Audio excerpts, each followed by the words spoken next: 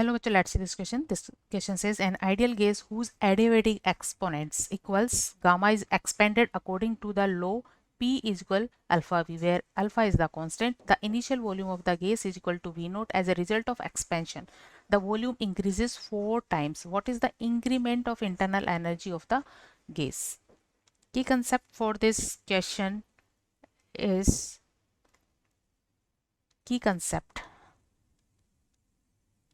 for this question is, जैसा कि question में रिलेशन दिया है P इज इक्वल है अल्फा B। इसका मीनिंग ये हुआ जितना B बढ़ेगा उतना P बढ़ेगा, या जितना P बढ़ेगा उतना V बढ़ेगा। तो इनिशियल वॉल्यूम, यहाँ पर initial volume V1 is equal V naught दिया है, तो V2 इजक्वल हो जाएगा 4B नॉट। अब क्योंकि इनिशियल प्रेशर अगर P1 है, initial pressure P1 is equal P naught है, तो P2 इजक्वल भी हो जाएगा 4P नोट। अब यहाँ हम आइडियल गैस इक्वेशन का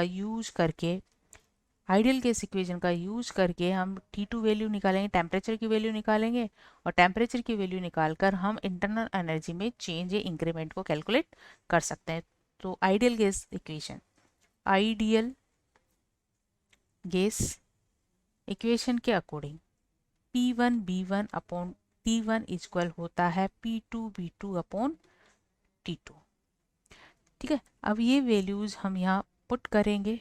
P1 वैल्यू है P नोट, B1 वैल्यू है B नोट, और T1 वैल्यू है T नोट। P2 वैल्यू है 4P नोट, V2 वैल्यू है 4B नोट, और T2 वैल्यू हमें यहाँ कैलकुलेट करनी है। सो यहाँ से हमें T2 वैल्यू मिल जाती है 16T नोट। ये वैल्यू मिल जाती है 16T नोट। अब क्योंकि हमें T2 वैल्यू मिल गई है, तो हम यहाँ कैलकुलेट कर सकते हैं डेल्टा U की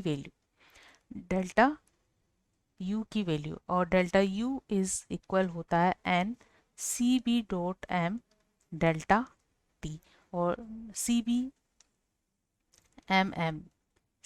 डॉट m ये होता है heat capacity at constant volume.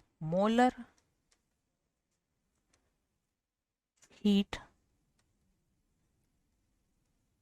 Capacity eight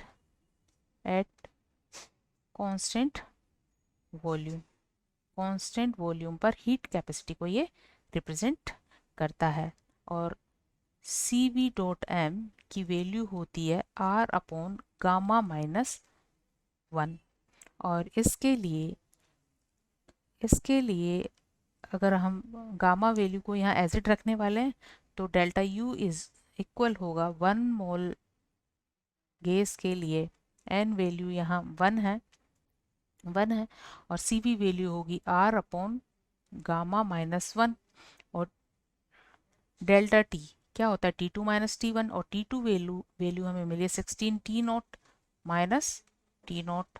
इसे सॉल्व करने पर ये वैल्यू मिल जाती है हमें 15R T not divide gamma minus 1। तो हमें डेल्टा U वैल्यू इस तरह से मिल गई है। अब क्योंकि क्वेश्चन में एक रिलेशन गिवन है, और ये रिलेशन है, हम यहाँ T2R T नोट की जगह, जैसे कि आइडियल गैस इक्वेशन के according V note is equal हो जाएगा R T note for 1 mole ideal gas.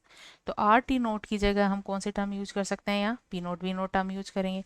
तो ये हो जाएगा 15 P note V naught upon gamma minus 1। अब यहाँ एक रिलेशन दिया है, क्या दिया है, P इज इक्वल होता है अल्फा P नोट। तो P नोट की जगह हम यहाँ क्या लिखेंगे, P नोट इज इक्वल हो जाएगा अल्फा B नोट। सो यहाँ से हम P नोट की जगह अल्फा B नोट वैल्यू रखेंगे, तो 15 alpha B note square upon gamma minus 1। So delta U value हमें मिल जाएगी 15 alpha B note square upon gamma minus 1।